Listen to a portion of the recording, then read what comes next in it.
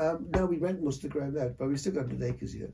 We rent most of the ground out, but I still got Jersey cows, and we got chickens and ducks and horses. Still got horses. Oh, I'm excited to see the cows and the horses. The world's most famous Jersey, Pixie.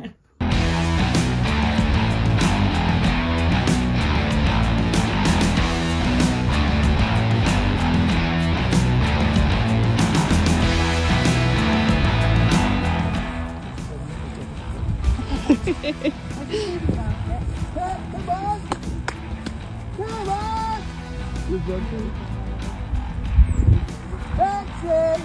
Oh, here they come. Wow. They're brilliant. The world's most famous jerseys. They are too. Fantastic. Oh dear. Tame Pixie, do anyone else follow you around? Oh, here they are. Oh, wow. Jersey, see? Look at the eyes and that. Oh, wow. Stunning. A lovely breed. Absolutely stunning. Oh, look. Oh, wow. Oh, my gosh. Come on. That's Pixie. Oh, my gosh. Pixie. Hello. Can I stroke her, please? Oh, hello, gorgeous. Oh, wow. You are hungry. Hey. Oh, she's so lovely. She's sexy, baby. She's gorgeous. Oh, Oh, and hello. this is Sally. Come on. There's a new one that came in 2 3 weeks. Oh, look. Oh, wow. These are amazing. Hi. Wow. Right, okay. I want some Jersey cows. They are gorgeous. Hello, you. Hi. Oh, wow. Becca, I'm officially going to get some Jersey cows. I love them. Wow. Oh, look. How old is this 2 one? years old, she is. 2? She got a car with 2 weeks. Oh, wow. She looks quite pregnant, doesn't she? I haven't got a name for her yet. Becca. Becca! Name her after me. I don't know whether I should take that as a compliment or not. Good. She's so pretty. Sally. Oh, She knows who she is.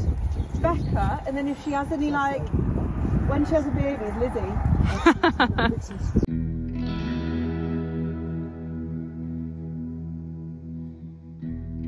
I've been playing music even before I was in the Bikers, before Dave and I got together, since I was 12 probably.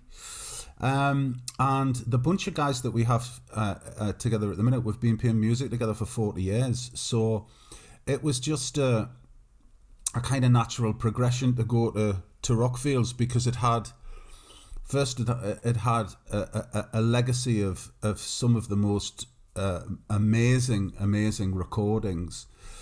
And also we got the opportunity to work with an engineer and producer called Nick Bryan, and Nick said, why don't we do it at Rockfields, because it has the desk and the equipment that would give you the sound that you want. So we got very excited and went down for 12 days of living and eating, breathing and sleeping music, which was great, because as you know, Rockfields is a residential studio, so it was great. What's amazing about Rockfields and Kingsley and the family and what Lisa and Amanda do and Anne is they create Rockfields lives in its own orbit of functional dysfunctionality. It's the most amazing, creative, mad, wonderful place I've ever had the privilege of spending 12 days in with a band. I mean, it's just hilarious, and the characters and personalities there are, well, there's not that many of them on the planet, I don't think. So they're just a remarkable family doing remarkable things and still going.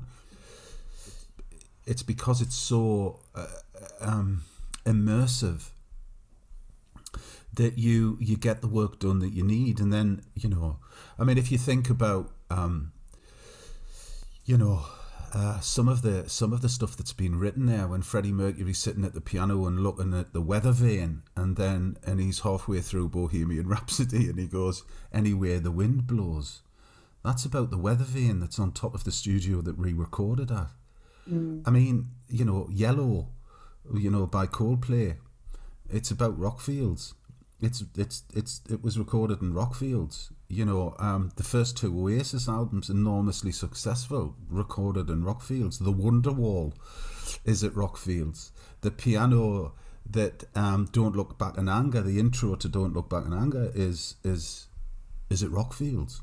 I mean, the history's just insane. So to be part of that, and in a rural environment, it's the absolute epitome of diversification, isn't it? I mean, it's not a tea shop in sight. You know what? I firmly believe that everything like that is personality led and it's character driven, because, you know, would I have thought of that? Probably not. I know. Let's have a recording studio, because but the ideas and the characters involved were appropriate to that time and place and space.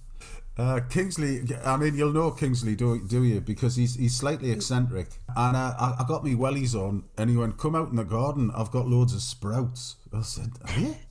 He said, "Yeah." He said, "What can you do with sprouts?" I said, "I don't know, I'll do something with sprouts. It'd be fine, give us a sprout." And there was onions, there was potatoes, there was, you know, so it was perfect. A beetroot. It was perfect. It was perfect, absolutely perfect.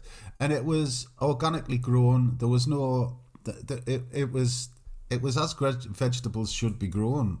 Do you know what I mean? Just really naturally. They weren't particularly in neat rows. They were just fabulous. So, and I mean, the big question, what did you make? Oh God, we had well, with the onions. I mean, everything starts with an onion, other than a pudding. So what? I don't know. What did we make? Oh, we had like corned beef hash. We had paella. I did boiled beetroot with and just lightly vinegared it and served that with some fresh horseradish that I got from the local supermarket. And you know, and there was an amazing. We had mince and dumplings one night, which was great.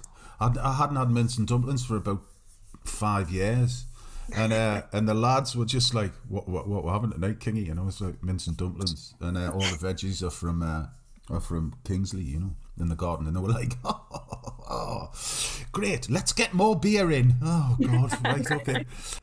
It's a fantastic studio, but it's not a really posh studio, you know, where you're worried about, you know, getting the carpet dirty or putting your feet up on the coffee table when you've had 12 hours of listening. Yeah. It's kind of like it's hard to explain. It's comfortable, and everything about it is comfortable and slightly quirky and slightly bohemian. Well, very bohemian and very kind of, well, bonkers. And but what comes out of that, and what comes out of being creative within that atmosphere and within the orbit that Rockfields produces, and not by not by design. It's just the characters and personalities that are there that kind of make it so. Is wonderful, and it genuinely is. The boys and I had a bit of a debrief. Weeks and weeks ago now, after we came back, and none of us we really missed it. You know, none of us wanted to leave. We kind of did want to leave because we had to, but none of us really wanted to leave. We just thought we could just stay here and write music forever. But then I did point out to them that we're all paying for it and there's no major label, so it's probably best that we go.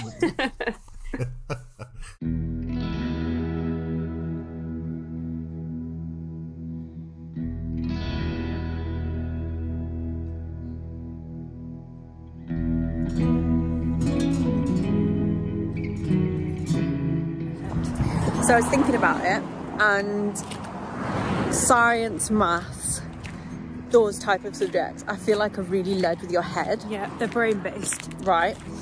But things like farming and music and community and the arts, We're all led with your heart, and I think that's such an important aspect of Rockfield. For sure, and obviously your brain's involved in all of them, your heart's involved in all of them, but led by your heart, I couldn't agree more. And when you come here, Kingsley and his family are just so welcoming. I mean, the atmosphere as soon as you walk in, I mean, no wonder some of the best songs, well, in the world have been created here. Amazing. Well, it's been an absolute pleasure. We are leaving Rockfield Studios. Thank you so much to Kingsley and his family. What an experience.